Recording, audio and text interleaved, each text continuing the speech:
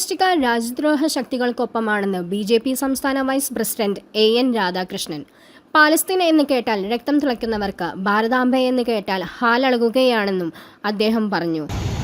ഈ ഭാരതാംബ എന്ന് പറഞ്ഞാൽ ഇവർക്ക് ഇത്രയും ഹാലിളകാനുള്ള സാഹചര്യമല്ല.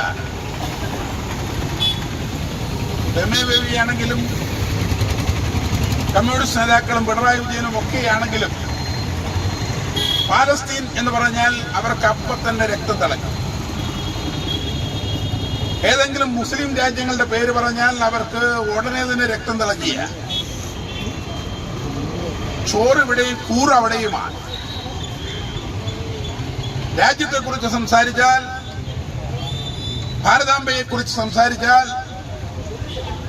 അപ്പം തന്നെ ഇവർക്ക് ഹാലിളകയാണ്. എനിക്ക് മനസ്സിലാകുന്നില്ല.